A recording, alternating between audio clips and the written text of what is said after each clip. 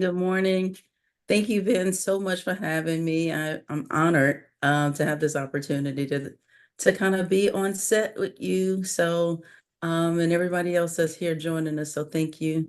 I am Lynell Jones Johnson now. I started back in the day as Lynell Jones. Ben doesn't really want me to tell the story, but I just can't. Every time I meet somebody, I'm like, okay, Ben is my brother's realtor. That makes sense. So Ben, back in the early 90s or late 90s, Ben um, was working with my brother as a real estate agent. And that was before I got licensed. And kind of when I decided to jump on, I got licensed in early 2000s in 2000. And I had met Ben just prior to that. So got my real estate license and quickly called Ben and said, hey, where you at? I want to join. And we were at Realty Executives. So yeah, back then. And after a short stint there, I was still part-time. I was a part-time agent at that time, a dual career agent. And one day out the blue, I get a phone call from Ben, and he's like, I'm leaving. I'm headed to Keller Williams. And I was like, just which one? Like, tell me which one. I'm coming with you. So we ended up at Dallas Preston Road, and I spent about 15 years there before I took the boutique brokerage route. And today I am the proud broker owner of my own agency, Lynell Jones Johnson Realtors. So that's where I am now. Um, so let's see, I have had an extensive career in real estate. Again, I got licensed in 2000. I came on full-time in 2005, kind of a restart. And at that time with KW, there was a lot of foundation in education and platforms for agents kind of like jump starting their careers, and 443 and a couple of other things were available. So fully took advantage of that, got into education, ALC, some training, some mentoring, and again, here I am. So really just here, I guess, to drop some nuggets. I think one of the first things kind of in my career, I learned that and we hear it all the time now, people work with people they know, like, and trust, right? So I had been in I'm gonna call it the big box agency side for, again, 15 years of my career, and just kind of there because I felt like the branding was so important. I had a marketing background in corporate America, marketing degrees. And so that was really important, branding and marketing. And I learned at some point that, people were working with me because of who I was and the relationship that we had. So my business became very relational from the beginning, or from early on in my career. And that's really just about what I focused on. And then, so the other thing is branding yourself, right? Branding yourself, I believe, is also very important. And I initially started branding myself as your realtor friend. So everybody knew me as their realtor friend. I would pick up the phone, I would call clients, and they would say, hey, my realtor friend. Hi, my realtor friend. And so I became your realtor friend. So for the last 20 odd years, I have been known as your realtor friend. And that's kind of everything I said, every time I introduced myself, every marketing piece I put out was your realtor friend. So branding again became important. And it didn't matter where I was as far as a career or where my license was hung. I was still known as your realtor friend. So that was I think one of the important things I learned early on. And I think that as your realtor friend, I think, like so many of us, Lynell, it's all about relationships, because I don't know you as one who's knocked doors and called for sale by owners throughout your career at all, right? And I say that because I think that we hear that, especially when you're newer in the business, and there are some on this call today that are new. And that never felt genuine or authentic to me. And so it's never been one of my resources at all to create business. But I think that you and your relationships and making it very personal, because yeah, they're not just a client, they're a friend to you. And I Right. think that's Right. what's propelled your career to where it is today. Exactly. Exactly. So yeah, definitely building that rapport. And I did that by always staying in front of my spear, right? So always kind of incorporating the touches. And from day one, I sent an email introduction. Well, at the day one at Realty Executives, I sent out a hard mailing. So that's what we were doing back in the day, mailing, introducing myself as a real estate agent and beginning my career. Fast forward when I kind of did my restart and came on full time about 4 years later, I did basically an email introduction, reintroducing myself into real estate as if it was brand new and introducing myself. And I sent out an e-blast to my sphere. So starting with a sphere is always important. Any class that you go to, any education training as you begin, you're going to learn that having a sphere is important, building that sphere. And that's what I'm teaching my agents as well, is just kind of like build that sphere, start there, start from what you have from scratch so that you always have a network of people that you're working with, that you're touching.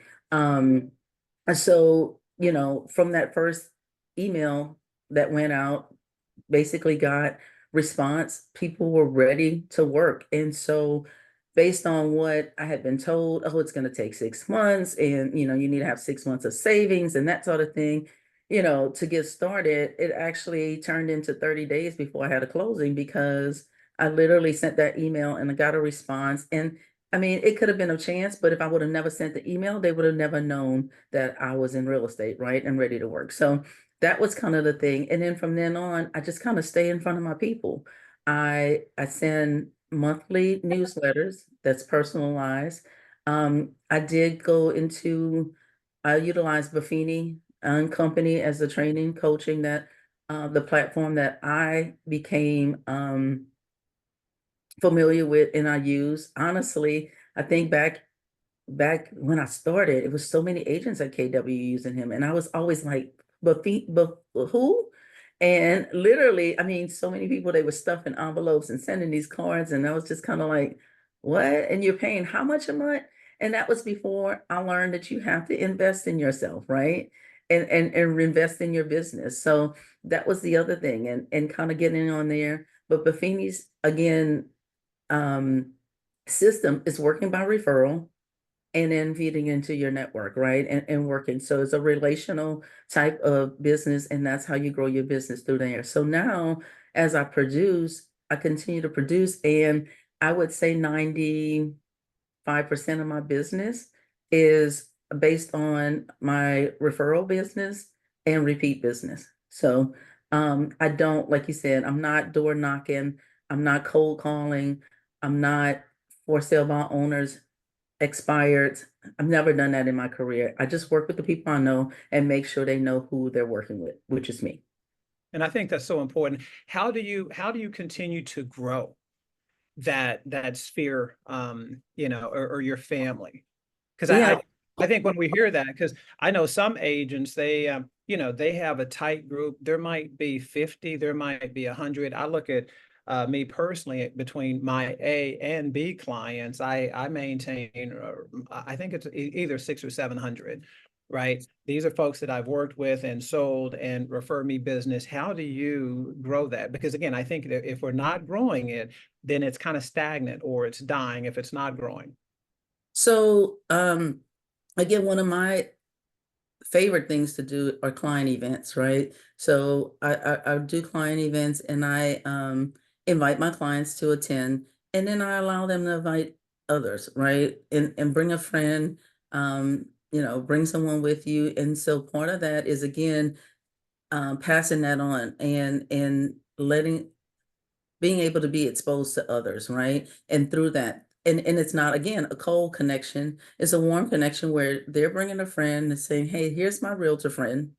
I want her to be your friend, basically. And when you're ready for real estate, this is the person, your go-to person. So increasing that with client events has helped me grow my sphere.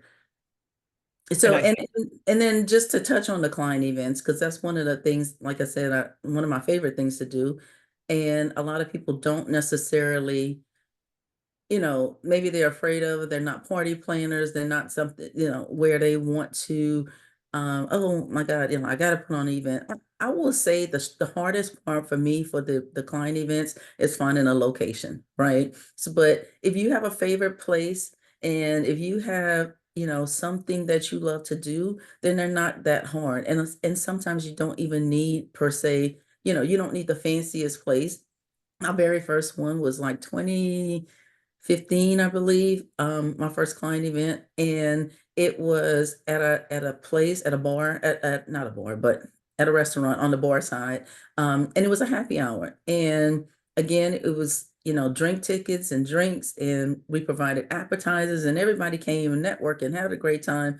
But most importantly, I probably had close to very minimal expense that came out of my pocket because I had sponsors who helped me. And the place was full of clients and some of their friends. And again, that's how it began. So, and I try to do those multiple times a year. When COVID hit, I kind of scaled back. Obviously, I didn't do it during the first part of the pandemic, but as kind of things opened up slowly, my events scaled back and I did smaller ones. Very more intimate, ladies only, or something small, where we were doing it in a small group environment where it wasn't necessarily, big gathering, social setting and drinking, etc. But we're having a good time. We were um, planting succulents. We were making hats. We were doing things that was just fun and interesting. So again, it doesn't have to be a major thing. And, sometimes attendance can fluctuate. Sometimes it's high, sometimes it's low. But ultimately what I get out of it is I have something to post that wants people to know, hey, she's out there, she's doing something, and I want to be a part of that. So being a part of that is like, I got to get on this list. I got to get and be a part of what they're doing or what and she's doing. it's community and it's connection. And so I equate that with you. Um, Let me ask you this. You're in a sorority, aren't you?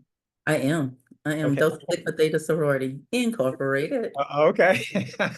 Has that has that community helped your business at all? And I'm asking because I think there is a huge one in town now. And I think you don't have to be in a sorority or fraternity, right? It could be dog lovers unite, right? It Exactly. could be Exactly. something. And I Right. think that, Mike Green, who was on from the Carolinas, I think a week or two ago. Mike does the same thing that you do, and I host an event or a giveaway or an experience every 60 days, right?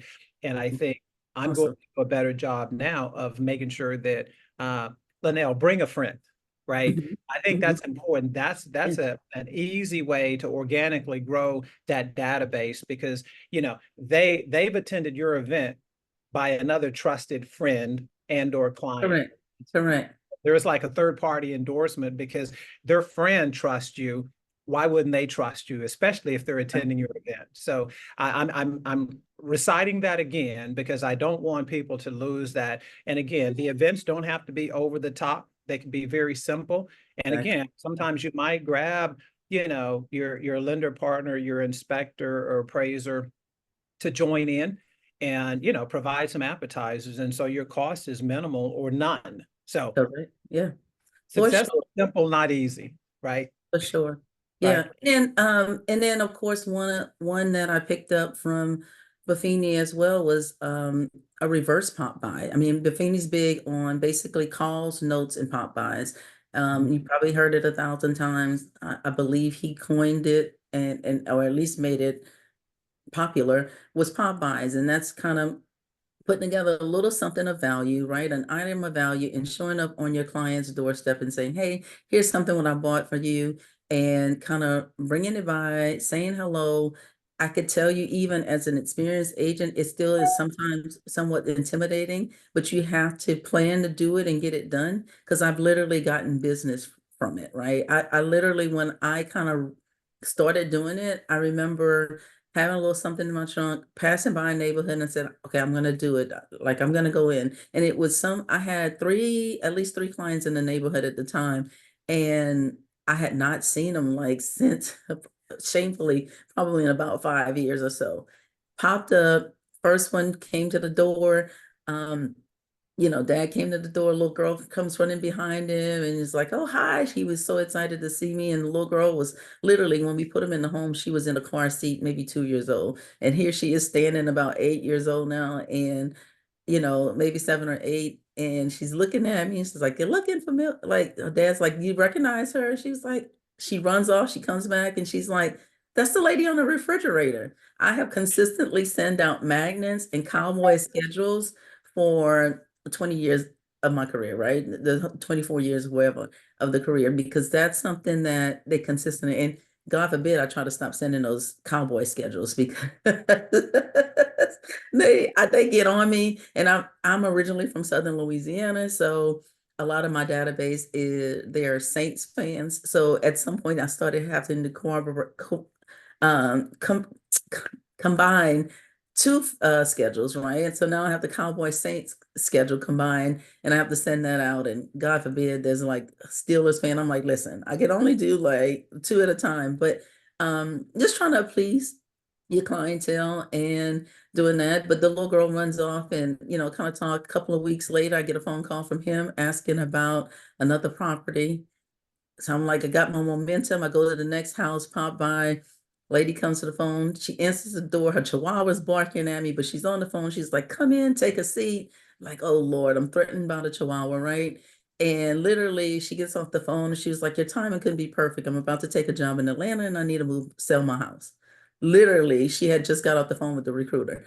And so things happen like that. I mean, again, had I not been in that position, I'm sure she would have relied on her recruiter to find her a relocation agent, right, from the relocation company. And regardless that I had sent her things in the mail or, sold her house initially, she probably would have found someone else to sell the house. So it works. What they say, this stuff works, It right? does. It's just implementing it. Out of sight, out of mind, truly. Yeah. Had Yes, you not showed up, right? And I yes, tell folks, it's the law of left field, right? Because you were focused now on connection. All of a sudden, boom, you were blessed because right. you put Yes, yourself in that position. So yes, I know you'll keep doing that. So yes. speaking about putting yourself in a position, because it's been so long ago and I'm forgetting the story, but tell us about that whole Oprah thing back in the day. You remember? Oh Lord, I was hoping you would never bring that up. Oh, talk to me briefly about that. Come on now. Remind me. Well, so Remind the you. audience knows. Oh, me and Oprah go way back. That's So right. Miss Winfrey. Um, Lord have mercy. Um, then why are you doing this to me? Yeah. So I was on the Oprah Winfrey show as a guest, and back so many moons ago, so many moons ago, probably her second to last season, maybe toward the end of her seasons. But and basically Steve Harvey wrote a book. What was it? Think like a lady, act like a man. Mhm. And Oprah had a couple of people on the panel to discuss kind of women finding love. And at that time I had not found love yet. And so she brought me there and I was actually on the panel, kind of just talking about the grievances of dating back in the day, I guess. So, and what I was looking for. What made it so infamous was that I had a long list of items that I was looking for in my love. So, an extensive list, and it was read out loud by Oprah, one by one by one by one. And Steve Harvey was there in person, commenting on it. So that's where that's the Oprah story. And And I I mean, brought it up. it was a great experience, but It it's kind of was. in hindsight like, oh Lord. And I loved seeing that and going through you with it at that time. And I think it's amazing how it's come full circle because For sure. Mr. Johnson, he's exactly, I think, who you were looking for. Now, it took time. It And took time. right, I'll tie this into real estate because, again, my favorite saying is success is simple. It's just not easy, right? It Yeah. takes time. This is a marathon. It's not a sprint, right? Yes. You Yes. were patient, right? And it's like, look at what he will do. And again, Yes. we Amen. talk about For our sure. community, right? Well, you know Yes. what I'm talking about. It's like, yeah, won't he do it? Yes, he will. Yes, he Right. will. And you've stayed patient and diligent. So I And love like you. you Yeah, for sure. I mean, like you said, bringing that into the real estate side. I mean, I have literally, I mean, same thing, just kind of always goal setting, always putting it out there. Writing a list for me was just kind of second nature, right? And every time, um, honestly, it come out of even a failed relationship or a failed connection, it's like, okay, well, the next one I want to have this or that, right? And just kind of keeping your eye on the prize and knowing what you're looking for. Yes, it can take time, but it's the same thing in the real estate industry, kind of knowing what you're looking for. I wasn't out just looking for any old client and any old thing, right? And saying, okay, well, I'll do FISBOs or this or that or the other, right? It's kind of staying focused to, hey, I'm working with my connections that I have, right? Staying into that. And then again, I hear a lot of times, like maybe, for instance, if you've been in the business a while, right? And working with maybe if you're trying to step up your um price point, right? Or your production, right, through price point, then it's like, okay, if you're not looking for, let's say, first time home buyers, which right now affordability is a struggle. So, the first time home buyers, then you shouldn't be necessarily doing first time home buyer seminars, right? And kind of working that. Nothing's wrong with that if that's what you're looking for.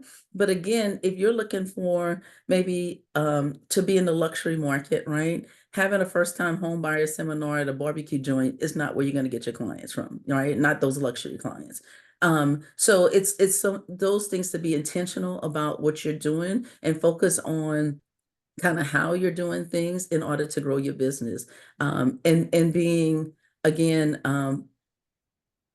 it's specific about it and kind of knowing what you're looking for and what you want to end result, and then and patiently pushing through it and doing the work that's going to get you there. And the operative word, I think, was intentional. Yeah. And I love that because I think, we might have chatted about it at the D Magazine party, right? I know that I'd say my luxury division right now is not where I want it to be. And Right. so I'm implementing some things to hopefully help that grow in the next 6 months. So be intentional, guys. Being- Um, Again, as we finish, is there something that I haven't asked you that you'd love for the audience to know about you, business mindset, leadership, and is there anything? And if so, again, it's on you. Um, to just in I guess in an overall, just to be we all chose this career for a reason, right? Um, we push into knowing your why and why you're in it, right? And knowing that to go forward and just kind of do the work that it takes. And if we get it, we all have burnout. We all get to that point where some days it's just not what we intended it to be. But if it's not, get back up the next day, dust yourself off, and continue to go down that path because it will come. If you're doing the work, it will come. Probably a great way to leave us. Again, get on that horse, right? Yes. And I think You in know, light of, some of the changes that we see coming, August 17th and or past that, yes. I would say that if our mindset's not right, if our community is not right, Right. mentally, physically, we need to get right, right? Correct. So, Correct. we can forge forward in this because I know for the folks on this call and the folks in my world, we're not bothered, we're not intimidated. We do understand that we're going to have to pivot, right? Right. Compared to what we've done in the past. And Yeah. yeah, I will tell you that I know Lynell Jones Johnson. She's not scared, right? No. I'm not either. I know ESG, right? I know Monique. I know, I know Christina. I know Tanisha. Boy, is she just blowing up, right? She ain't scared at all. And I'm so glad to have all these people, Loopy, Ashton. I'm glad to have them in my world because they keep me lifted. And I think that, family, community, your confidants, all of that's it's going to be even more important in the For coming sure. months For because sure. we will have some down moments, and yet, we won't stay down for long, right? Because I rise by lifting others, and I know you'll be there if I need you. Steve is there. We need to make sure that our tribe is solid, and because we're going to need each other. And Yes. I Yes. love the fact that this isn't about Keller Williams or Abby Halliday or Remax, right? This is about our real estate family and staying strong and staying connected. So, Yes. guys, I love and appreciate you guys who give me a few minutes of your time. And again, Lynell, you've blessed us today, Thank sweetheart. you. Thank you. I've loved you forever, and I'll continue to. Yes, So, yes, for sure. You got a right? special place in my heart. So you may have my brother as a client, but you still have a special place in my heart. You Really know, appreciate it. Thank you so much for the opportunity and the time. If anybody needs to reach out, have questions or anything I can answer or ask, if I haven't addressed it here, I'm definitely open. You hit me up. yeah. Uh, Well, give them what's your phone number and your 214. contacts so they'll know. So my phone number is 214-563-1193. That's 214-563-1193. And email is yourrealtorfriendlj@gmail.com. You need to hit me up there. So, or yourrealtorfriend.com.